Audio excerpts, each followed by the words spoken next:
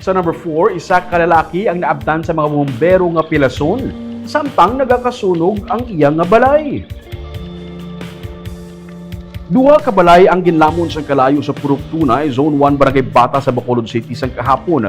Ginsiling ni FO2 Anthony Val Insansa, ang fire arson investigator.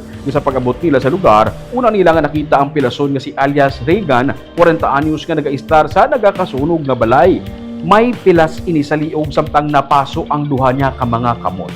Sunod sa kay Sansa, may buka nga botelya nga ginauyatan ang lalaki rason nga hindi ini nila mapalapitan bangod naga-resist man ini siya.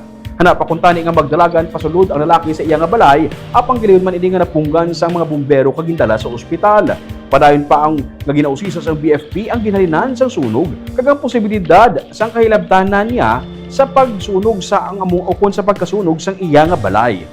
Nalapot sang kalayo pati ang kaingod nga balay samtang nagdangat naman sa 38,000 pesos ang halit nga ginbilin sang sunog suno sa BFP.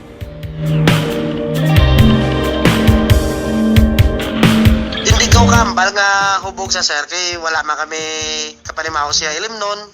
Basta nang ano sir, ginulat na lang namon sir ang findings sang doktor sir para dito kami mag-base ang amon nga ano sir nga facts dito nga yatag sang doktor sa amon nga findings.